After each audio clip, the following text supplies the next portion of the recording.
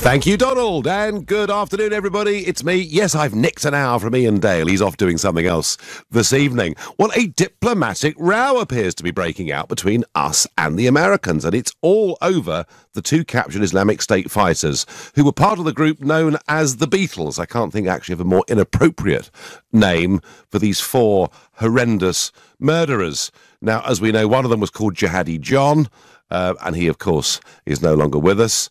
The same happened to a guy called Ain Davis. But two were captured the other day, Alexander Coty and El Shafi El Sheikh. They were captured and they were part of this group who were responsible for torture and, of course, for beheadings. Frankly, you know, US journalists James Foley, Stephen Sotloff, and there were the British workers, if you remember, Alan Henning and David Haynes. And these guys were part of that. They were involved in all of that. Now, I have been saying for some years now that anybody that goes to fight for Islamic State should have their citizenship stripped from them and should never come back into this country. And people used to bleat on and say, oh, well, you can't do that under international law. But I've always taken the view that they've chosen their state, Islamic State, and we should never have them back in Britain. Well, indeed, unusually, for something I want to happen, it has actually happened because the UK government has stripped them of their citizenship, which means they won't be returning to Britain to face trial. So far, so good, you'd have thought, until Pentagon official Kathy Wheelbarger has said, we are working with the Coalition on Foreign Fighter Detainees and generally expect those detainees to return to their country of origin for disposition. So the Americans are saying, hang on, we don't want this problem. We've got enough problems as it is. You, the Brits, really do need to deal with this. Now, it's quite interesting because Gavin Williamson, the Defence Secretary, when he first took the job, made it clear that people who were actively fighting in the war there were direct targets for us. You know, we'd take them out with drone strikes or whatever it was. And yet we've allowed about 450 of these people back into our country, which shocks me. But here we get tough for the first time and say we don't want them back. And Williamson actually said, and I rather agree with this, he said he thinks that Coty and El Sheikh should never set foot in this country again. And I do agree with that, but it does give us a little bit of a problem. What is going to be the fate of these two? And who knows, there may be others that get captured over the course of the coming weeks. Well, sort of help me through this a little bit and this diplomatic row, and whether this should be something that is dealt with in Syria, or perhaps it should be dealt with by the International Criminal Court at The Hague, or maybe the Americans in the end will take them and put them in Guantanamo Bay. Lots of potential options here. To help me through this is Margaret Gilmore, security and terror expert and former senior research fellow at the Royal United Services Institute. Margaret, good evening. Good evening, Nigel. So, as I say, I've been all for stripping them of citizenship, but yes. What happens to them now? Exactly. No, it was extremely popular, I think, with the public, the idea of withdrawing citizenship in the cases where there was dual nationality. You can't make somebody stateless, but if they have dual nationality, you can take away one of those nationalities. So the UK took away their British nationality, their citizenship. But this hasn't quite worked out, and it seems it hadn't really been thought through. And the problem is that getting rid of their citizenship to stop them coming here, and then now suddenly letting them back in would be a huge embarrassment. It would, wouldn't it? It would be an embarrassment, but if they don't and the Americans don't, then the UK and America may not be giving the families of British aid workers and journalists, American aid workers and journalists who were killed out there the potential for the justice they need and they want and they deserve. So I think it's a very difficult one. I think Guantanamo itself over in the States has definitely been ruled out because it sounds as if there may be enough evidence to at least bring the chance of a conviction, and therefore they would be, if they did go to America, be more likely to actually go through the courts. And I could see that would be quite a popular move over there because there were Americans killed. Yes. In my view, that's possibly the most likely scenario. On the other hand, if they were sent back to their countries of origin in Africa, They may face things like the death penalty. Would that, if that came to be and if it was proven, would that martyr them rather than them coming to somewhere like the UK and or America and facing the potential for life in jail? So, it's justice thrown up in the air now that this scenario has turned out, where we're not just stopping somebody coming back, but we're stopping people coming back in who some people seriously want brought to justice. Yeah, I mean, I have to say, I still, Margaret, take the view I don't want these people back, but I do accept that point of view has caused this little difficulty. Why could they not? Why could they not be tried and dealt with in either Syria or Iraq? Well, in Syria, there's no recognisable law at the moment, certainly not in the areas that they're being held in, where the Kurds are still fighting on various fronts. They're fighting both pockets of ISIS and they're fighting the Assad regime. And so there are problems with that. And at the moment, the America and the UK don't really seem to be in tune in any way, shape or form with the Assad regime, who are in cahoots with Iran and Syria. So that's difficult. So that's not going to happen. So it is a case of, will the Kurds deliver their own justice in their own kind of way? And what does that mean? Difficult one. Would that be an execution? Would it, if they were found guilty? What the Kurds are saying is we don't really know much about these people, and they've handed them over effectively for interrogation to the Americans. The Americans will have got as much as they can out of them, and they could well have really, really important information. And so, in a way, it seems still to be pushing towards the Americans. But you can see their point of view. They're saying, well, why should we go through this? Oh, absolutely. Why should we pick up your problem? Let me try one last possible solution, Margaret, to this. What about them being sent to the International Criminal Court at The Hague? That is a possibility, although I've got a feeling that the America doesn't actually recognise it at the moment. But that certainly could be a possibility. That has been mooted as one way of doing it, and they go through the justice system there. But The Hague tends to deal with things like war crimes. They're not really, doing the whole terrorism thing. So again, that's a difficult one. And the other thing is that, the crimes would be very closely linked to the aid workers and the people they took hostage. And just one more thing, I know that you want to go on, but we mustn't forget the information these people have. There are 22 people still taken hostage, not accounted for, over in Iraq and Syria. And, using them, the America and the UK, I'm sure will be doing this, trying to get information on them at the moment from these people too. Not an easy problem. Margaret Gilmore, thank you very much indeed for helping us there. Well, Margaret pointing out there is no absolutely perfect solution to this unless the British government was to do a total volte-face and say, we've made a mistake, we're going to reissue British citizenship, bring them back to Britain and try them here. But I have to say, I stick to my point of view that I've had now for some years, that anyone that leaves this country and goes off to fight for ISIS should never set foot back on soil in this country again. That's my view, but tell me what you think. Call me on 0345 6060 973, text to 84850, tweet using the hashtag Farage and LBC at LBC, and of course you can watch us on Facebook and comment there too. John is a new caller. He's calling from Spain. Good evening, John. Good evening, hi.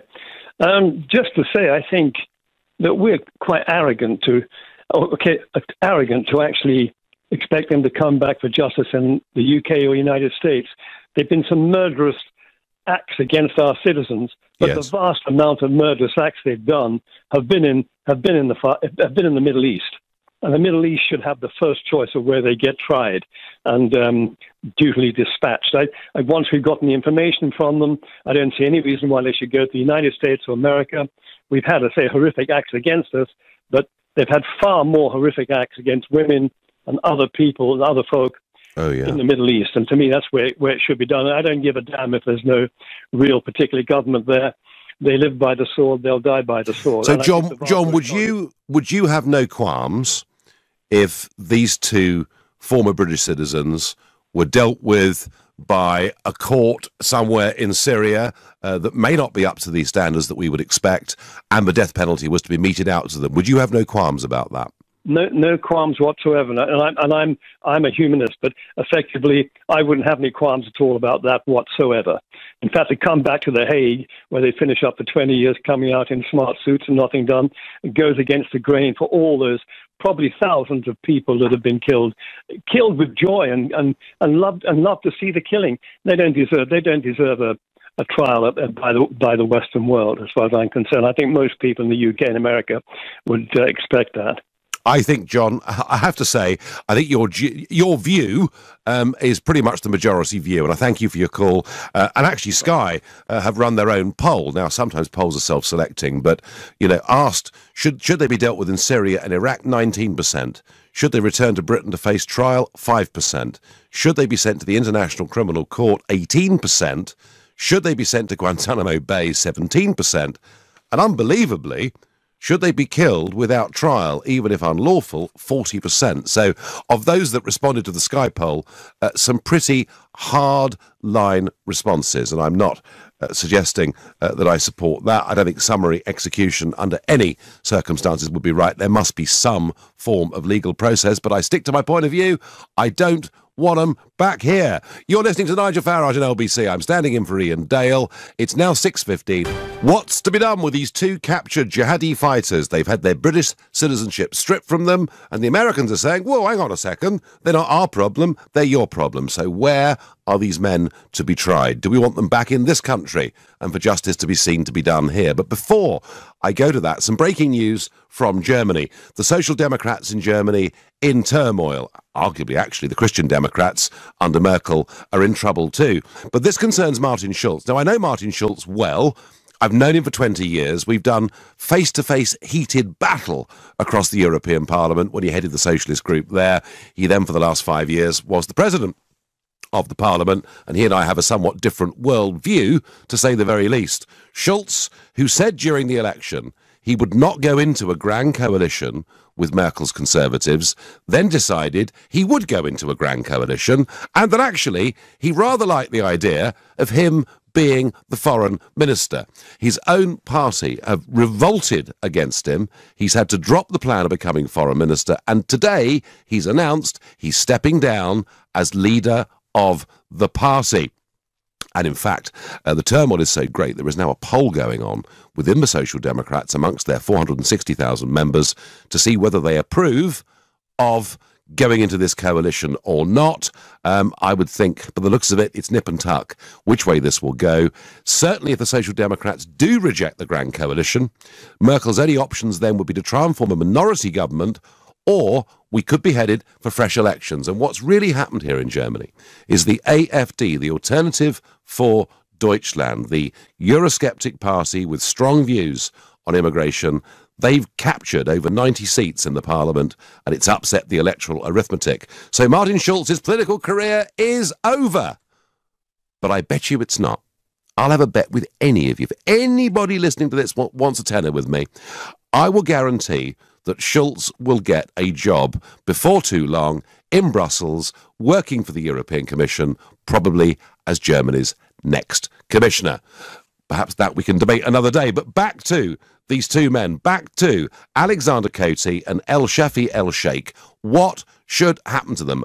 I don't want them back in this country, and I've got, texts coming in saying, never allow them back in. They should face justice where they committed the crime. After all, they joined a terrorist group. Removing their UK citizenship was the right thing to do, says Philip in Whiteleaf. Send them to The Hague. The trouble is, if they go to The Hague, it'll take many, many years for this to actually come to trial. And on Twitter, if we must take them back, they must be tried for treason and executed.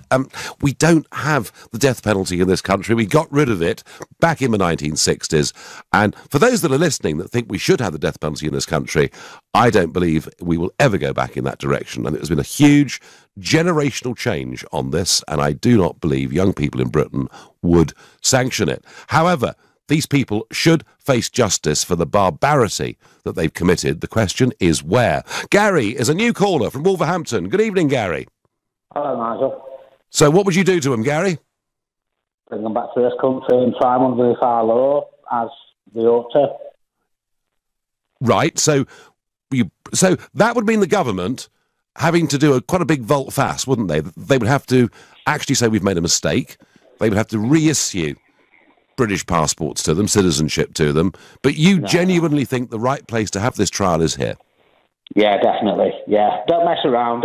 You don't want them going to Guantanamo and just being put there. And while they're there, that's a recruiting tool in itself. That is, because people aspire to go there. Really, to be fair, to Guantanamo, and you don't want them going to The Hague because there's more expense, I believe. Now, listen, I'm ex-squaddy myself. I've got mates who served in the regiments who, when the Balkans was going on, was going around nicking the war criminals that are just coming through and getting justified, getting justice now.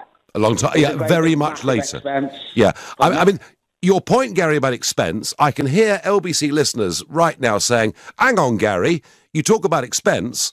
What about the expense of the trial in this country? And then if they're given life imprisonment, if they're found guilty, which, one should never prejudge a trial, but it looks quite likely, you've then got the cost of keeping these young men in prison for the rest of their lives. I don't think they spend... Now, what happens in the future, Nigel, is another thing. I mean,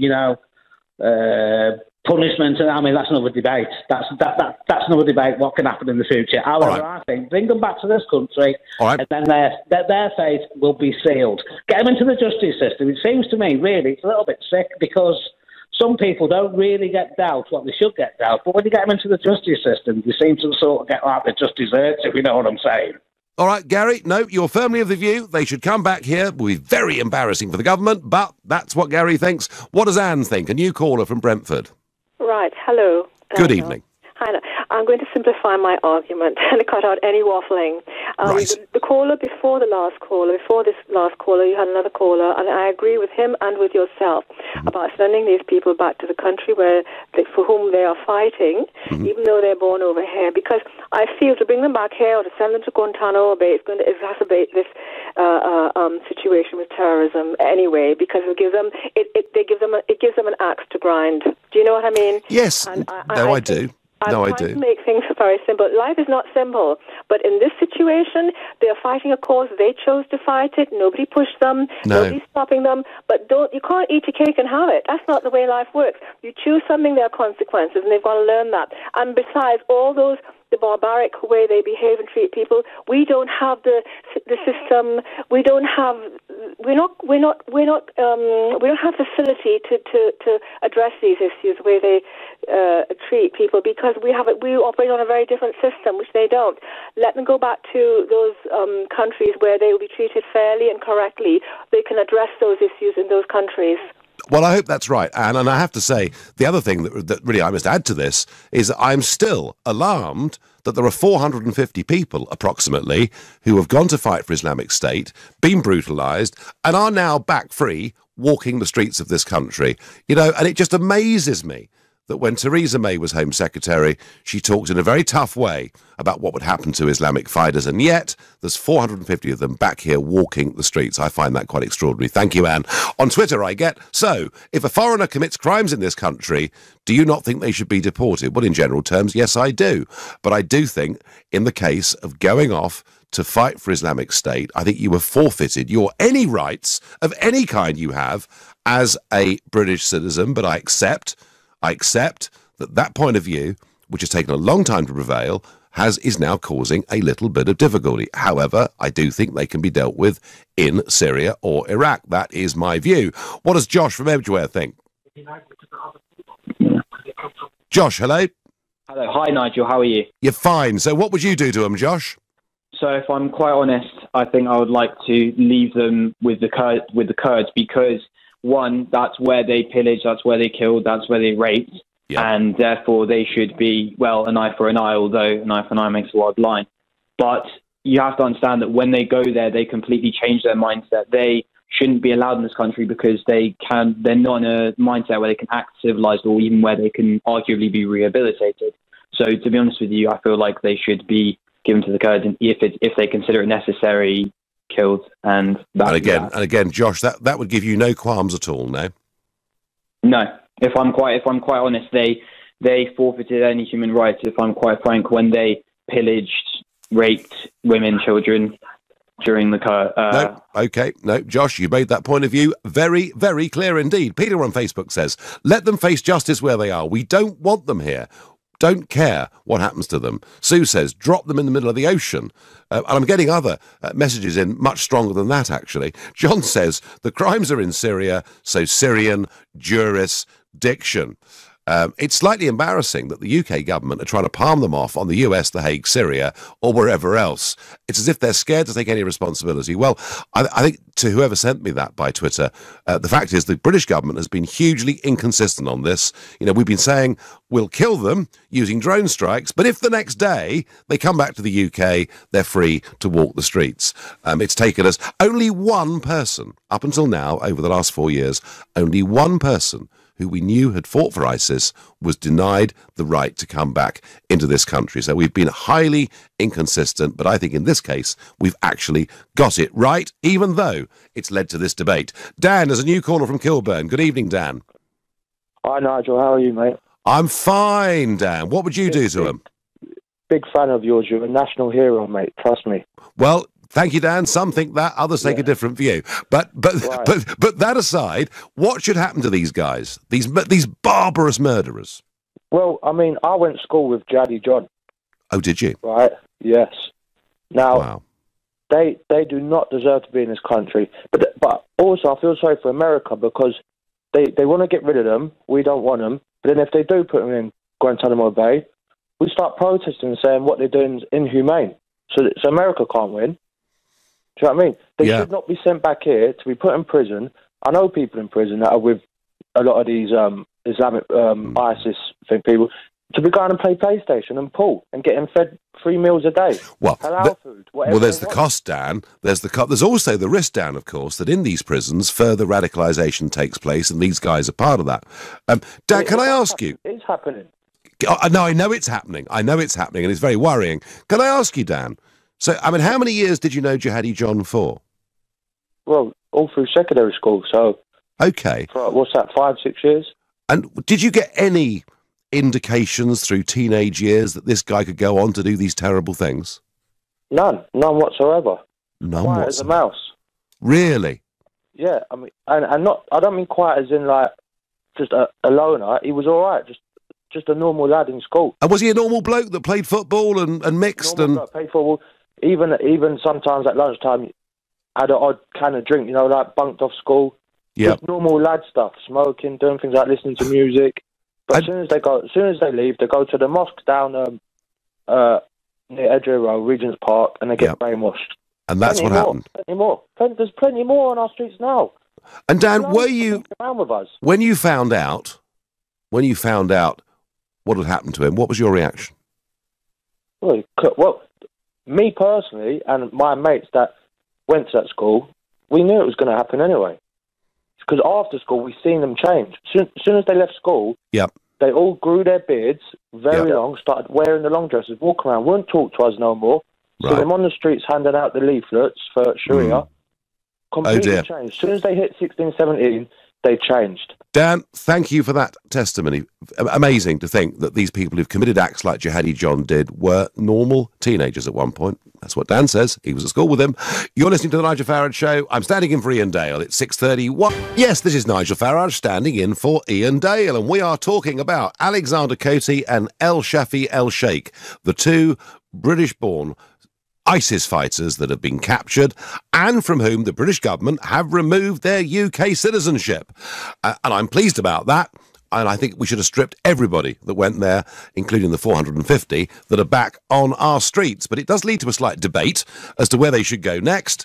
And the Americans saying, well, kind of, isn't it your problem, really? Why should it be ours? So should they be tried in Syria? Should they come back to this country to face trial? Should they go to the International Criminal Court in The Hague, or should the Americans take them and put them in Guantanamo? And even though I accept there's a debate on this, I have not backed off an inch from saying I do not want them back in this country. I wonder what Didar, a new caller from Wembley Park, thinks. Good evening. Hi, Nigel. Good evening. So, I have 2 points on this, actually. My first point would be that I think we need to understand that we are a westernized country and we have, our ethical and moral principles. And if we leave them there in Syria, they'll be very likely to get the death sentence, which I think should not happen. So if we will do that, we will abandon our ethics and morals and principles that we have. Dida, listen. Yeah? Can you just speak very clearly and keep still into the mouthpiece? I'm sort of getting good bits of the conversation and not so good bits. All right. Is it better like this? It's perfect. Yeah, perfect. So I was saying, I believe that in this country we have fought for, to have our morals and principles. We have these ethics that we would go against if we would leave the ISIS fighters in Syria. We would leave them there to die because it's very likely they will get the death sentence. Yep. And I think by leaving them there, we would go against our own principles. I understand what they did. They're horrific, terrible things. That it's just hard for us to imagine. But at the end of the day, I think we need to keep our principles and our ethics. At the same time, I also think they went back there to die as martyrs. And if we actually leave them there, they will die with their dream fulfilled, and they will get what they fought for. So I believe we need to take them back to this country, and this is the real punishment for them, not to die as martyrs in Syria, but actually have. I understand. I understand the point you're making. Making a point about principle. Do you understand why the vast majority of us don't want any of these people ever to set foot back in Britain again? I completely understand. I think these people do not fit into our society, but that's what we have prisons for. That's why, because there are more of these people in this country, we need to make an example of them to frighten off the other UK citizens that do believe in ISIS and that do plan on going back, or they're involved in these terrorist groups. So it is our duty, because they have grown up here, and we are responsible as a country and as a government to take care of situations like this. I understand perfectly the logic of what you're saying. However, I think what these people have done is so exceptionally evil that I never want them to set foot back in this country, and I certainly don't want them going into our prisons, being a massive cost to the taxpayer, and perhaps in those prisons radicalising other people. And I may well, Dida, be saying something that doesn't go along with normal British traditions of liberty, but I think these people have broken the rules. Dida, I thank you. It's a passionate case there that we should do the right thing. We should bring them back to this country. I think these people have taken that argument way, way beyond that. On Twitter, I get the UK is responsible for these characters, and so we are the ones who should prosecute these monsters and hopefully lock them away for good. So strong feelings on both sides of this argument, though I'm minded to say I still think a majority of people don't want them coming back to the UK. Helen is a new caller from St Albans. Good evening, Helen. Oh, hi, Nigel. I've got a really good idea. It's quite simple. Basically, if they would like to live by Sharia law, fine, let them die by Sharia law. So basically what we can do, this new Crown Prince of Saudi, he's fighting against ISIS at the moment. Well, guess what? They can go there and be beheaded on a Sunday in the square in the afternoon with everyone to watch, and he can even do pay-per-view, because I will pay to watch that. Come on, Helen, would you really pay to watch that? Yes, I would. Absolutely, I would, yeah. But why would anyone even consider letting that vermin back in this country? It's ridiculous. And we all know if they come back here, there's a very good chance they'll be found not guilty. Helen, I don't want them back in this country. I didn't want the other 450. I think Theresa May, as Home Secretary, was hopeless on this, and I don't think anything really has changed until now. And suddenly things have changed. Their citizenship has been revoked, and about time too. So I feel with you on that. But Helen, I wouldn't pay-per-view to see people being executed. I mean, surely isn't that reducing ourselves? Isn't that, Helen, reducing ourselves to their level a bit? No, I think it's anger, and I think everyone has really had enough of this now. This country has gone so politically far left in every way. We know damn well if they come back to this country, some of the top barristers in the land will represent them. And guess what? Have we got any witnesses? Have we got any statements? We'll probably walk away, and then we'll feed them. We'll give them. I think in these cases, Helen, I think they're damned actually by their own social media output. But look, Helen, I want to put this to you one last time. It's people like ISIS that conduct public executions and put this stuff out on the internet. If we were to send them to a place where they were publicly beheaded and that was put on the internet, we have lowered ourselves to their level. Nick, Nigel, I think everyone is angry. Everyone is enough of the country, and now the time to actually do something about it. All right. Okay, I'm losing my line. I'm going to have to lose Helen because of that. Well, Helen feels very strongly about that, so strongly she would pay-per-view to see these people executed. Well, it's not my point of view, but I would guess she's probably not on her own in thinking that. Mustafa is a new caller from Wembley. Good evening, Mustafa. Hi, Nigel. Good evening. So what should happen? Well, I just wanted to give a perspective as a Muslim living in London and a British. I think these people, they're really disgusting people. They disgust me, and, they don't represent my religion whatsoever. I think they should be put into prison and left there for good, or sent back to Syria and, they could just, Well, they're in Syria, Mustafa. To be honest, they're in Syria now. The question is, yes, should they come back to this country to face justice or not? Well, I think they should just be left there and die. Be killed by whoever kills them. They should be left there. I just wanted to say also, at the weekend, I witnessed a person, this one of these ISIS supporters. We called on to the police and the authorities, and they arrested him, and I'm happy about that. Well done. As much as I can do for my, I'm proud to be British. I'm a Muslim, and I'm proud to say I'm a Muslim. And, I would like to do whatever I can to, get these people out of our country. Well, that's terrific. People rid of the whole world. I'm very, very pleased to hear that, Mustafa. And just tell me, as a Muslim living in London who feels as you do, is the behaviour of people like Alexander Coty and El Shafi El Sheikh, is their behaviour making your life in this country more difficult? Well, I'm not really, to be honest, I'm happy about my religion. I'm proud to be Muslim. Yeah. And I'd just like to mention the previous caller as well, just a gentleman that was speaking to you. He mentioned about, the beard and growing it, having the phobe and what have you. I'm a person who has a beard, and, I'm proud to have, to be able to practice my religion easily in this country. So, yes. Okay, well, Mustafa, all I can say is the more people like you there are within the Muslim community shopping these bad guys, the better it's going to be for absolutely all of us. Thank you for that call. You're listening to the Nigel Farage Show, standing in for Ian Dale. It's now 6:45.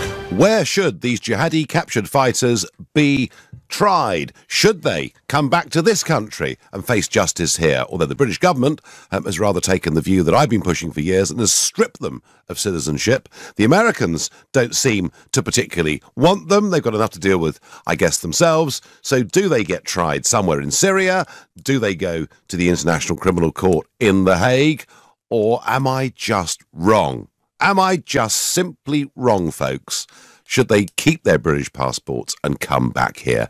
I'm going to ask Yusuf, a new caller from Harrow, that very question. Good evening. Good evening. How are you, Nigel? I'm well. But I normally, Yusuf, and I do believe in British principles of justice. I just feel these people are so appalling. I just never want to see them back in this country. Of course. I just wanted to test your consistency. So I had the question, if you don't mind. Okay. So would you take the view that people who fight in foreign armies, such as the Israeli Defense Forces, the IDF, are you of the view that those people are allowed or should be allowed to come back to the UK? I wasn't aware that Israel was a declared enemy of ours that wanted to destroy our country, ruin our civilization, and that's exactly what ISIS want to do, Yusuf. They are our enemies, and these people have chosen to fight with our enemies. Okay, but if you're going to uphold international law, then a country taking part in illegal activities, i.e. the occupation of Palestinian territories, which is illegal under international law. Well, I tell you what, Yusuf, we can discuss Israel another evening, and equally we'll get very strong views on both sides of the argument. But the fact is, there is no comparison between a British citizen joining the Israeli army and a British citizen going to fight for ISIS. In my view, Yusuf, there is no comparison. Okay, but under British law, fighting under a foreign army is illegal. So I just wanted to know if you stand by what you just said, or if you would... And also, don't forget, sometimes people have dual citizenship, which, of course, makes that more complicated. And, of course, there are British citizens have been going out to fight against ISIS. Yosef, do you think these guys should come back to this country and be tried here? To be honest, I have a mixed opinion. So I think I would side with you in a way and say that people shouldn't really be allowed to come back. But kind of by the same token, they were born here and they have a right. I mean, yes, I'm for the stripping of their citizenship, but because they were born here, maybe this government should give them do them justice and kind of try them and imprison them and take it from there. But I'll make a prediction that this government, having stripped citizenship, is not, in my opinion, about to reissue it, and I don't think they're coming back here for justice. Yusuf, I thank you for your call. Stuart says to me, they need to stand before the court of the land where they committed the crime. Well, that, of course, would be Syria, would it not? They have killed British, Americans, Syrians, Kurds. Let's all foot the bill to put them on trial. People would lose sleep if they just disappeared, says Darren. Well, yes, Darren, we could bring them back here and foot the bill. I suspect, though, I feel that is a minority view. If we bring them back here, it would cost a fortune. Lawyers who specialise in defending terrorists will make a fortune, and UK justice is far too soft to give them what they deserve. Let their captors deal with them, I get on Twitter. So, we don't deal with our own problems anymore. If a terrorist is born here or has a British passport, it's up to us to deal with it. I can imagine what you'd be saying if we were left to clear up terrorists for other countries. Okay, fine. But I think what these people have done is above and beyond anything we've frankly seen in modern times. I don't want any of them back here, not just these two, but the previous 450 who've been allowed to come back into this country and are out there now walking our streets. I think we've done what we've done here. Frankly, I think it's a little bit too little too late. That's my view. Alan is calling from Aberdeen. Good evening, Alan. Hiya, Nigel. Your last caller, for starters, is part of the problem. Okay. Firstly, I've spoken to ISIS prisoners, and they've all said that Western ISIS, people from here, are more ideologically driven. Mm-hmm. Now, they went across there, they've committed their crimes against humanity across there. Yep. They've mass murdered, mass raped, mass whatever. They have to stand trial across there because they committed their crimes across there. But not only that, it also takes away any recruitment and propaganda that they'd use with them being put on trial here or America or whatever, because then they're going to use it as a recruitment tool and say, look, no justice, look at what they're doing. Then they sit prettily, happily in our prisons, recruiting people and seen as heroes by certain parts of, certain people within our own country. So but by them being put on trial, and they'll be hung across there, no doubt about it. Yeah. By them being put on trial, it's given the local people, as well as the world, justice, because they will be hung. No two ways about it. But it's important that it's done in their own, but in them countries, because then they can't take it away. All right, Alan, that's fine. I was fascinated by your first couple of comments where you said you've spoken to ISIS prisoners. Do I assume from that you work within the prison service? I was a member of the Peshmerga fighting against ISIS. Oh, I see. Right. Fine. Okay. And, but some would say that you went off and fought for a foreign power, Alan. No, I fought alongside the Kurdish Peshmerga against an organisation that we've not seen since the Nazis. Our own government sitting allowing them back into the UK as if ISIS have been away on a package holiday. Yeah, well, there's 450 of them, Alan. There's 450 of them back on our streets. Do you think, Alan, belatedly, the British government has done the right thing in stripping citizenship from these two? Yes. Yep, so do I. Alan, I thank you. I'm going to go to Jay, who's a new caller from Hornchurch in Essex. Good evening, Jay. Good evening, Nigel. Hi there. So what should happen? I believe that I totally agree with the previous caller. I just think that, I was listening to the show and I just felt compelled to call in. A little bit nervous, but... well, just think of it, Jay. Jay, there's no need to be nervous coming on as a first-time caller. Just imagine we're having a cup of tea and a chat. Oh, not a problem at all. Well, the thing is, or even a pint, it's up to you. Well, I think that's more down your street. Well, so they say. But anyway, I totally agree with the previous caller. I think that there's a real problem within the UK at the moment. I feel that the moment that them chaps went over to Syria to fight, they lost all of their British rights, and I totally agree with the decision that's been made, 100%. Okay. So for once, the government gets it right, Jay. Yeah. Occasionally, yeah, we do. Sort of prevail once in a blue moon, but I just feel that there's not enough being done. There's some real issues in this country at the moment, and I won't go off topic too much, but I believe that the knife crime epidemic, which you covered on another show, Sadiq Khan, real problems at the moment. So, certainly the growth of violent crime across the board, Jay. No, absolutely. So we've got enough problems here without these two guys coming back, yeah? I was impressed with the Muslim caller calling up and reporting the incident that occurred, and he called the police, and that's great. But let's ask ourselves this question: is everybody doing that? I doubt it.